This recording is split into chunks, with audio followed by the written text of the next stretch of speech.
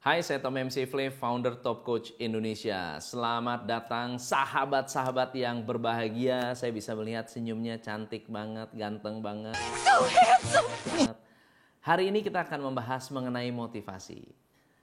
Motivasi itu adalah bagian yang cukup penting untuk bisa dikuasai oleh seorang manajer, seorang business owner. Karena apa? Tanpa karyawan yang termotivasi, Anda nggak bisa jualan produk, Anda bisa membuat customer tidak happy karena karyawannya malas-malesan, judes, dan seterusnya.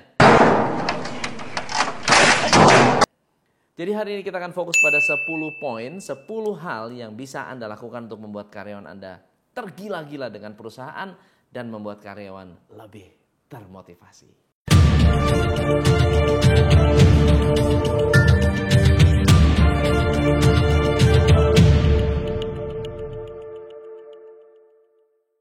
Tips yang pertama, ada sains yang menunjukkan bahwa game ternyata bisa mengangkat motivasi seseorang. Apa yang dimaksud dengan game? Karyawan senang dengan sesuatu yang sifatnya mengejar. Run.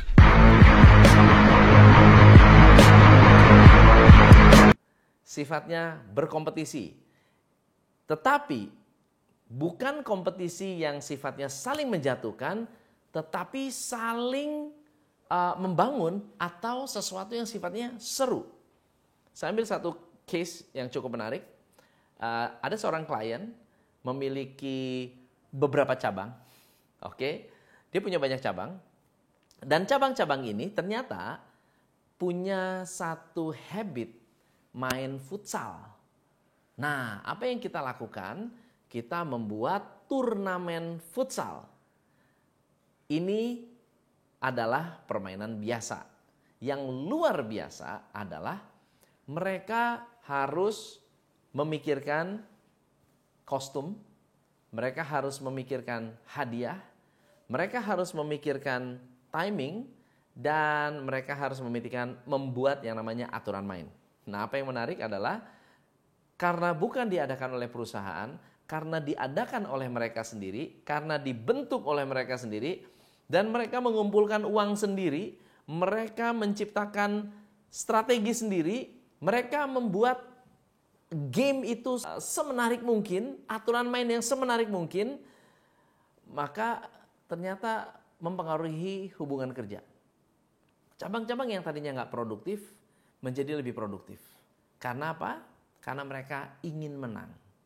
Ternyata game di pekerjaan, game di luar pekerjaan, game yang didesain oleh tim mempengaruhi pekerjaan dan mempengaruhi hubungan di luar pekerjaan. Itu adalah tips yang pertama. Tips yang kedua adalah respect. Teman-teman, pengalaman saya, karyawan resign seringkali terjadi bukan hanya karena nggak cocok gajinya, nggak cocok uangnya. Uang itu hanya mempengaruhi 5% dari 95% faktor lainnya. Faktor terbesarnya adalah karena karyawan tidak merasa mendapatkan respect dari manajer. Bagaimana cara menunjukkan respect? Kita harus berkomunikasi dengan bahasa yang baik. Ada banyak sekali manajer karena udah deket bahasanya kasar. Karena apa? Karena dianggap baik, dianggap akrab. Ya, monyet, mana aja lu? No. Nah, mungkin kalau sama temen oke, tapi secara profesional kedengaran konsumen ini gimana sih nih? Atau kedengaran karyawan lain, kok nggak sopan ya?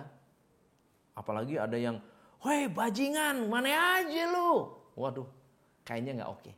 Jadi, be respectful. Respectful berarti apa? Bahasa yang digunakan adalah bahasa yang penuh hormat. Panggilan, sebutan adalah panggilan yang penuh hormat. Ada satu kasus yang cukup bagus, cukup menarik. Ceritanya begini. Ada sebuah perusahaan relatif kecil, karyawannya hanya 20. Mereka ini akrab banget, deket banget. Orang-orangnya ini punya kedekatan yang cukup baik.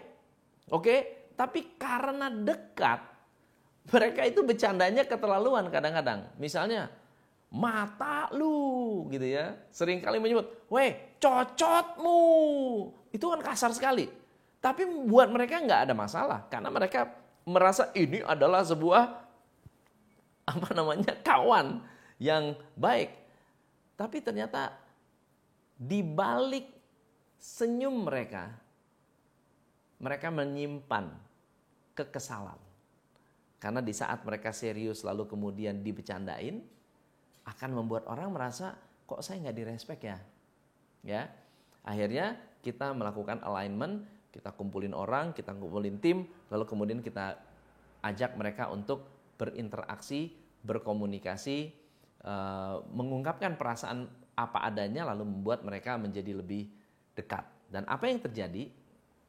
Satu kata yang keluar, saya merasa tidak nyaman ketika bercanda dengan kata-kata yang kurang sopan.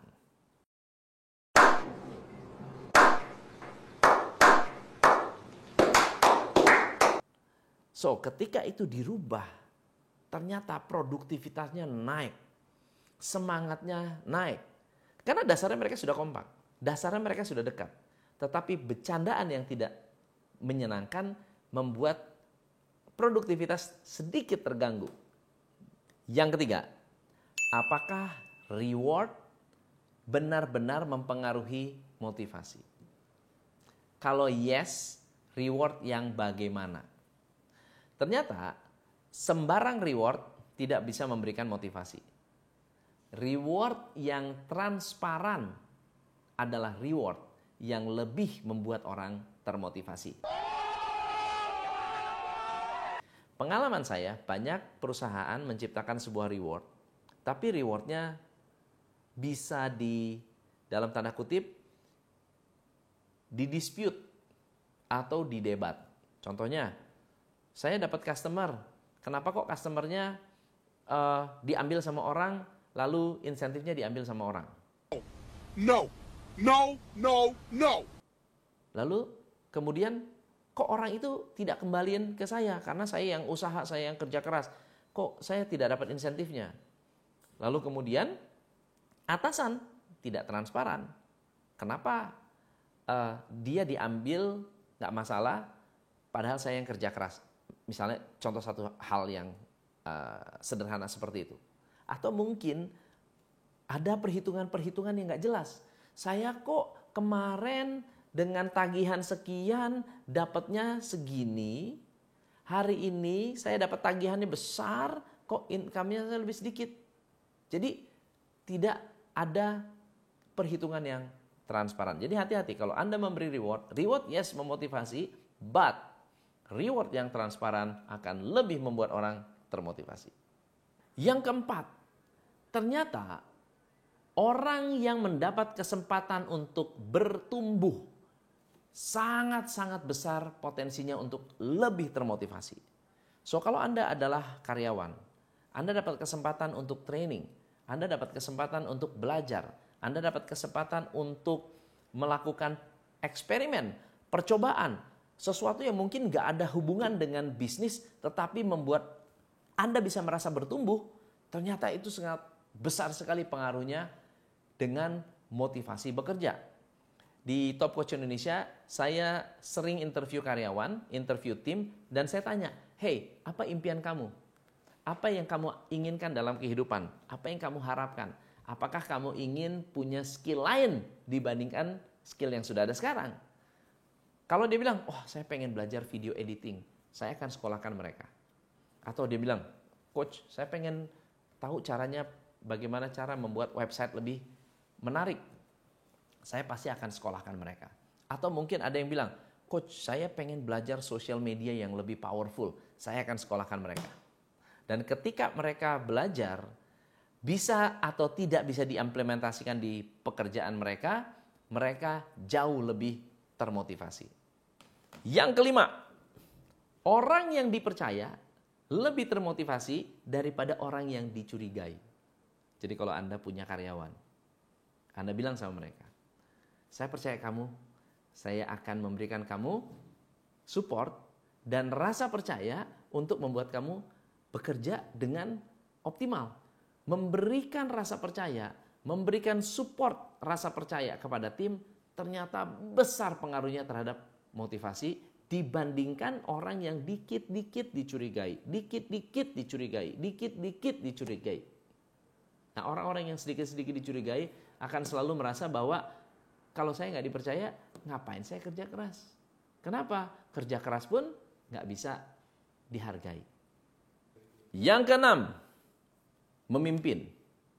Orang yang diberi kesempatan untuk mengambil kesempatan untuk memimpin akan termotivasi. Ambil contoh ya, di Top Coach Indonesia mungkin perusahaannya nggak terlalu besar, ya, karena kita di bawah 50. Tetapi setiap karyawan bisa mendapatkan kesempatan untuk memimpin sebuah proyek. Oke. Setiap kali ada event, kita bisa bergiliran memiliki project leader. Dan setiap project leader bertanggung jawab dan harus didengar omongannya oleh semua karyawan.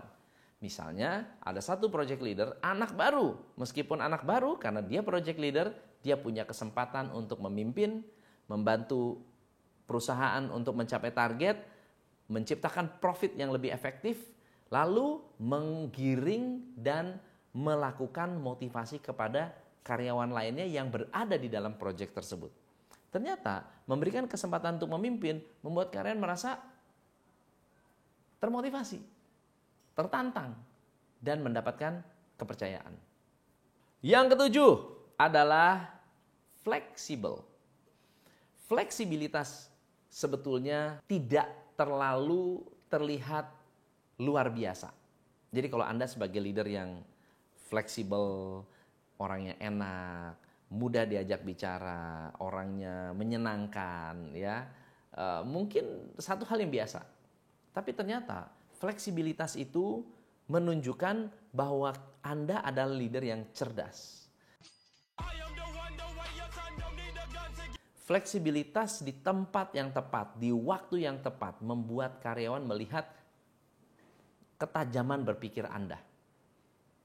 Ya, orang yang terlalu kaku justru seringkali kehilangan kesempatan, kehilangan momentum. Orang yang fleksibel, meskipun kesannya, oh kok dia berubah-berubah, tetapi justru mereka itu adalah orang-orang yang benar-benar bisa menangkap peluang. So, fleksibilitas, coba lihat lagi kapan Anda fleksibel dan kapan Anda harus kaku. Buatlah momentum fleksibilitas yang positif agar tim Anda bisa lebih termotivasi. Yang kedelapan, tahukah Anda, makan adalah salah satu alat yang bisa memotivasi karyawan. Saya sampaikan kepada GM di Top Coach Indonesia, saya bilang di Top Coach Indonesia kita nggak boleh kekurangan cemilan. Jadi kita selalu menyediakan cemilan untuk tim yang kelaparan. Apa yang terjadi? Kita selalu menyediakan makanan, kita selalu menyediakan sesuatu yang bisa membuat orang tidak kelaparan. Mau apapun, misalnya makan kayak cemilan, kayak gorengan, kayak makan bakso keliling yang lewat di kantor, atau mungkin beli nasi padang, makan rame-rame, ini semua adalah makanan. Secara primitif, manusia yang menerima makanan, mau memberikan makanan adalah keluarga. Kalau Anda tinggal di gua, zaman dulu, Anda nggak mungkin menerima orang untuk makan bersama-sama dengan Anda atau mengambil makanan Anda. Diizinkan untuk mengambil makanan Anda. Kalau Anda izinkan, artinya orang itu sudah dianggap sebagai family. Begitu juga dengan pekerjaan. Ketika perusahaan menyediakan makanan, ketika perusahaan menyediakan sesuatu yang bisa dimakan sama-sama, kita sudah mengatakan kepada pikiran bawah sadar bahwa Anda adalah our family. Anda adalah keluarga kita. Dan kita menghargai Anda, menghargai kerja keras Anda, menerima Anda, dan tidak hitung-hitungan dengan makanan. Yang kesembilan, Anda harus tahu cara menghargai kerja keras seseorang. Nah, banyak orang negatif dengan kerja keras. Negatif dengan hasil kerja.